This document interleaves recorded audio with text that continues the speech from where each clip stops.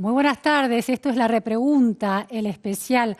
Hoy traemos dos investigadores, expertos, autoridades en su materia, en un caso para entender el proceso que está atravesando Chile después del plebiscito del domingo pasado en el que triunfó la posibilidad de reforma constitucional. La primera constitución que los ciudadanos chilenos van a poder decidir después de décadas, casi un siglo, de no tener una Carta Magna en la que ellos mismos opinan. Para este tema lo tenemos a David Altman. David Altman es doctor en Ciencia Política por la Universidad de Notre Dame, es profesor de Ciencia Política de la Pontificia Universidad Católica, un experto en política comparada, en calidad de las democracias, en participación directa y calidad de la representación. El tema de Chile desde el año pasado, estas adolescentes que saltaron un molinete de subte, el movimiento de la aleteo de una mariposa que puede producir un cambio tan contundente y estructural como el que está atravesando Chile ahora. ¿Cuán pinochetista es la Constitución que todavía rige? ¿Cuán hacia la izquierda será la que va a regir a partir de este cambio constitucional? David Altman nos cuenta eso. Y por el otro lado, desde Estados Unidos, Jeremy Adelman. Jeremy Adelman es un doctor en historia por la Universidad de Oxford, uno de las referentes claves en el mundo sobre la historia de la globalización desde siglos anteriores y un experto en la comparación entre el sector agrícola, entre Canadá y Argentina, cómo se desarrollaron esas naciones en el siglo XIX y cómo ese desarrollo, el del agro, que tanto ruido produce en Argentina, condicionaron o beneficiaron el desarrollo social, ciudadano y también económico de estos países. Hoy en La Repregunta, entonces, empezamos con David Altman desde Santiago de Chile. Muy buenas tardes, David Altman. Muchísimas gracias por estar hoy en La Repregunta, el especial. Es un gustazo estar contigo ahora. Bueno, David, estás basado en Santiago de Chile, que en la última semana, a partir del plebiscito por la reforma de la Constitución, se ha terminado de convertir en la gran noticia de la región y también del mundo. David, hay muchísimos debates que atraviesan este plebiscito. Una primera cuestión que me interesa conversar contigo, que sos un experto en estos temas de calidad democrática, es ¿cuán pinochetista era la Constitución que ha regido hasta el momento, aprobada en 1980 durante el régimen de Pinochet, pero que sufrió cambios? ¿Cuál es tu opinión sobre eso y tu análisis? Mira, es una pregunta difícil, compleja y multidimensional. Es muy difícil dar un grado exacto de qué tan pinochetista era la Constitución o es la Constitución que todavía rige al país. Evidentemente, esta Constitución ha ido sufriendo algunos cambios a lo largo del tiempo, particularmente hubo una batería de cambios importantes en la administración de Ricardo Lagos, claro, pero también a lo largo de otras administraciones ha sufrido pequeños cambios. Lo que es indiscutible es que aún aquí en Chile se la entiende como una constitución esencialmente diseñada y programada durante una dictadura militar y aprobada en 1980, como tú acabas de decir, y que tiene una suerte, para ponerle un nombre más catchy, de pecado de origen, ¿verdad? Y en cierto sentido también no solamente el pecado de origen, sino que tiene ciertas instituciones, ciertas cláusulas candado que son muy difíciles de cambiar. Por ejemplo, David, ¿cuáles de esas cláusulas candado eran las que inquietaban más a la ciudadanía y las que de alguna manera generan este cuestionamiento tan fuerte a esa Constitución?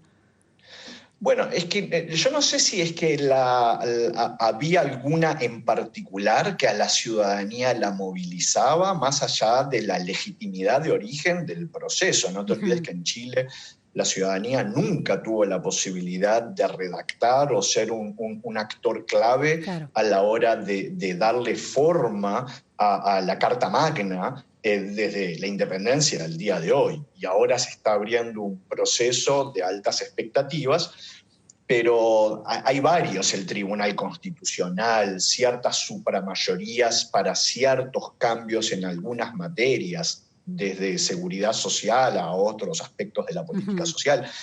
David, eso me parece interesantísimo, ¿no? Porque hubo una consigna el domingo de los festejos, después de conocerse el resultado del plebiscito, que decía algo así como: nuestro legado es borrar tu legado, en relación al legado de Pinochet, es decir, el legado de esta ciudadanía movilizada con esta votación tan contundente, borrando el legado de esa constitución de Pinochet. Ahora, lo interesante de tu precisión es que lo que pesa sobre todo es que la ciudadanía hace décadas que no ha podido construir su propia constitución. Eso es el mayor peso, es que es una constitución sancionada de manera antidemocrática durante una dictadura, y eso ya la invalida. Ni siquiera las correcciones de Lagos en 2005, firmadas por decreto, por ejemplo, que termina con los senadores vitalicios y nombrados a dedo de alguna manera, ni siquiera eso alcanzó para sentirla propia. Por supuesto que no. Y de hecho la ciudadanía en la historia de Chile nunca tuvo la posibilidad de directamente redactar, ajustar o influenciar el perfil que tendría su Constitución de la República. Nunca en la historia. Y esta es la primera vez que se va a hacer, también genera altísimas expectativas, de una forma paritaria entre hombres y mujeres, supuestamente con escaños reservados para los pueblos originarios. Si alguien la definía en Twitter como feminista y plurinacional. A ver, sí, en el sentido de que va a haber una paridad entre los géneros. Si entendemos eso como feminismo, bien, sí, efectivamente va a ser el perfil del próximo cuerpo constituyente, digamos, la Convención Constitucional va a ser paritario. En cuanto a lo multinacional y la representación de los pueblos originarios, todavía quedan ciertos ámbitos y dimensiones para tratar. Todavía no hay un acuerdo nacional tan evidente al respecto. Bien. Pero que la próxima constitución sea una constitución feminista y plurinacional, eso lo van a decir los convencionales. Claro. David, otra de los análisis movidos muchos por la emoción de cada sector partidario que opinó sobre la Constitución y que movilizó a la ciudadanía, una de las consignas, o por lo menos de los análisis, decía, bueno, Chile se convertirá en una patria socialista. Y la pregunta aquí es, los reclamos que disparan esta movilización ciudadana el año pasado a partir de estas adolescentes que saltan el molinete del subte, ¿estaban pensando en una reforma a la Constitución o estaban pensando en que la clase media había sido un poco olvidada en Chile? Mira, yo creo que en cierto sentido la explosión social que vimos y que fuimos testigos en Chile y en todo el mundo, era una confluencia muy heterogénea de factores y motivaciones muy, muy raras, algunas de ellas inclusive contradictorias.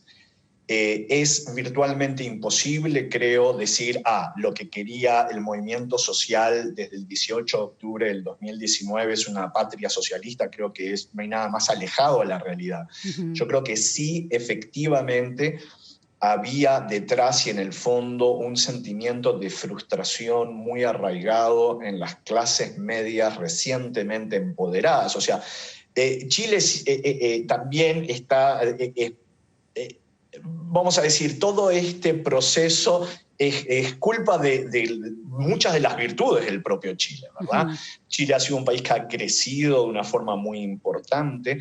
Sin embargo, hay sectores muy, muy relevantes de la sociedad, muy extendidos de la sociedad, que no solamente se sienten subjetivamente marginados, sino que en la práctica también están muy endeudados con muchísimos problemas de acceso a ciertas políticas públicas, pero de ahí a hablar de una república o patria socialista hay un muy largo trecho, y creo que no es el tono general de lo que se está discutiendo. Sí se está pensando en una suerte de aroma mucho más socialdemócrata, mucho más entre comillas, bondadoso con la ciudadanía toda, con los sectores más postergados de este país, que son muchos y en algunas instancias con situaciones realmente angustiantes. Claro. Entonces, Chile, David, sí. Chile desde los ojos de Argentina y desde buena parte del mundo se ha considerado en las últimas décadas, un poco vos lo señalabas, como una especie de oasis de estabilidad y de estabilidad macroeconómica en la región y de crecimiento sustentable, muy contrastante, por ejemplo, con el caso de Argentina, reducción muy drástica de la pobreza, aún de los niveles de inequidad. Sin embargo, la ciudadanía percibía que había deudas históricas.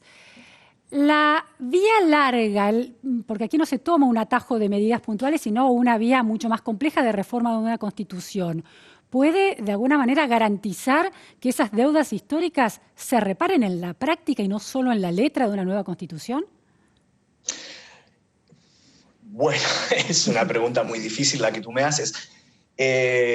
Bueno, sí, existe la posibilidad de que esta nueva arquitectura que se va a diseñar en un futuro solucione, obviamente, no todos los problemas ni todas las demandas que tiene la ciudadanía. Sería como hasta ingenuo pensar en eso.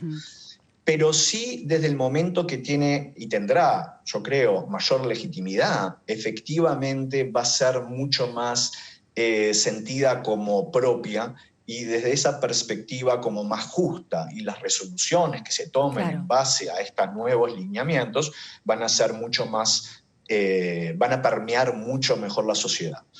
Ahora, de vuelta, no creo que todo se solucione vía constitucional. De vuelta estaríamos pensando en un ámbito de ingenuidad galopante, pero estaríamos mejor de lo que estamos ahora. Efectivamente, Chile ha sido señalado tradicionalmente, hasta hace un muy poco tiempo atrás, como uno de los grandes ejemplos sudamericanos a nivel de desarrollo económico, de reducción de brechas, de reducción de la pobreza, etc.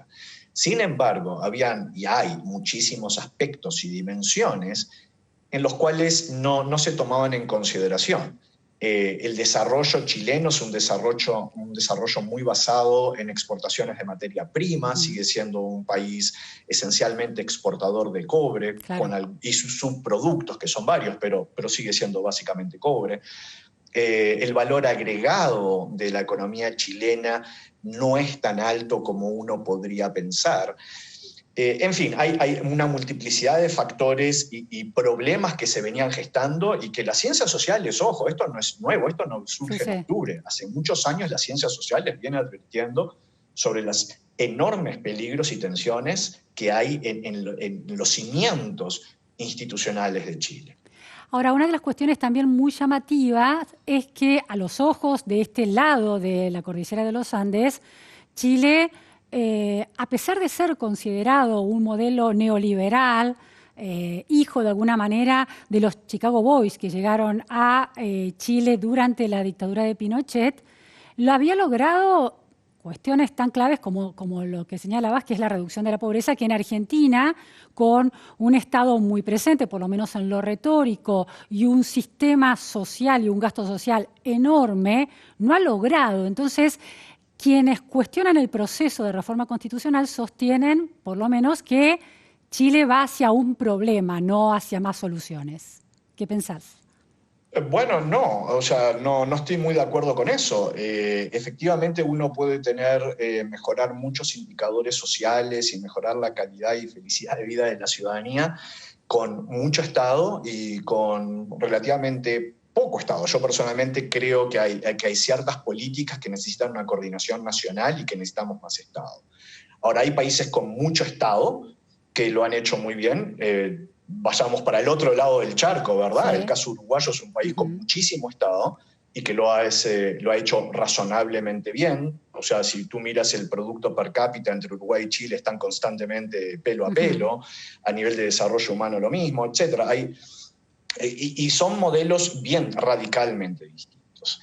Paradójicamente, el caso chileno es un caso mucho más heterodoxo de lo que la gente lo pinta. Por ejemplo, con la crisis del 2008, lo primero que hizo Chile es empezar a gastar dinero Claro. y endeudarse para construir autopistas urbanas, subterráneos, una política totalmente anticíclica keynesiana. Claro, Si claro. hay algo que no va de la mano con la ortodoxia que tú describías en la pregunta, es Claro. justamente eso. Ahora, es muy interesante lo que señalas, ¿no? Porque un país con esta etiqueta sobre la que pesa una etiqueta de una élite neoliberal, que ha sido casi el estigma con el que ha cargado la gestión democrática chilena de las últimas décadas, tiene la capacidad fiscal, y me dirás si esta conclusión es pertinente o no, tiene la capacidad fiscal de hacer políticas contracíclicas de expansión del gasto sin poner en juego la salud de esa macroeconomía. Efectivamente, o sea, las élites económicas chilenas son élites muy conservadoras, pero también, simultáneamente, también constreñidas por ciertos pequeños detalles institucionales, algunos de ellos informales, que fueron producto de la concertación, o sea, de los gobiernos de centro-izquierda. Por ejemplo, el famoso 1% del superávit estructural, ¿verdad? Eso es algo muy tradicional que ha venido desde la transición. A ver, desarrollanos un poquito esa idea para entenderla bien, por favor. Bueno, el 1% del superávit estructural era una norma no legal, o sea, era una cuestión que se aceptaba y se respetaba, que si te entraban 100, vos podías gastar 99. El 1 iba para el ahorro, siempre. Claro. Y eso se aplicó durante muchísimos años y eso generó un ahorro muy importante que permitió con esos ahorros hacer gastos y estas políticas contracíclicas que en algún momento te mencionaba previamente. Ahora, no significa eso, ¿no? Que con el 1% del superávit estructural y con la prolijidad que podrías decir que los cuadros económicos han tenido en el país, se cubrían todas las necesidades o se prestaba atención a todas las demandas ciudadanas. Y de vuelta, acá hay una clase, mucha gente que logra salir de la pobreza en los últimos años, pero que se tiene que reendeudar para pagar la colegiatura de los nenes en la universidad, o se tiene que reendeudar para pagar cosas básicas en algunas instancias esenciales como la salud. Entonces, efectivamente, ha habido de todo en los cuadros técnicos económicos en Chile. Habiendo dicho eso, también es verdad de que uno de los problemas y las tensiones más grandes que se evidenciaban era que las élites conservadoras chilenas, económicas chilenas, eran totalmente libremercadistas, pero extremadamente conservadoras en otros ámbitos de la vida nuestra social, ¿verdad? De centroderecha en lo económico y de centroderecha también en lo social. Bueno, en algunas instancias de derecha más radical, ¿no? O sea, pensemos en políticas de género, en casamiento, en matrimonio igualitario, en interrupción voluntaria del embarazo, en fin, o sea, te podría seguir mencionando un montón de políticas que son extremadamente conservadoras desde esa perspectiva. Y ahí hay un choque. Una sociedad liberal con idas y vueltas de mercados y bienes y servicios y gente, no podés sostenerla en un pueblito como si fueses en el siglo XVII. Ahora, David, hablas de este conservadurismo de parte de las élites. Desde Argentina, otra cosa una otra conclusión a la que se llega, quizás también generalizando excesivamente, es que en realidad la élite chilena, tanto la élite de la centro-derecha e inclusive la de la derecha, pero también la de la centro-izquierda, tienen un territorio común en relación a cómo conciben ciertas zonas de la economía y cierto ordenamiento del país. ¿Hay algo de eso, de una élite gobernante, una clase política que ha formado una esfera autónoma un poco desconectada de la ciudadanía y ha generado consensos interesantes, pero también costosos para la ciudadanía? Sí, efectivamente. Yo creo que uno de los grandes problemas que han habido a lo largo de los últimos años en Chile es esta suerte de desconexión que hay entre los tomadores de decisión y los que sufren las decisiones, ¿verdad? y esta desconexión ha sido uno de los grandes cortocircuitos que ha llevado a que los partidos políticos principalmente sean incapaces de movilizar, contener, darle forma a la demanda social. Aquí no existe nada, por ejemplo, como podría existir en el Uruguay en cuanto a democracia directa. No existe de que si hay una norma que se aprueba en el Parlamento y hay un sector muy importante de la sociedad, se juntan firmas, se validan y se va a un referéndum que puede perfectamente derogar la norma, donde el soberano decide. Aquí no existe ningún tipo de cable a tierra de esa naturaleza. Y si tú miras cómo ha venido la participación o la desafección ciudadana a lo largo de los últimos años, es una caída en picada.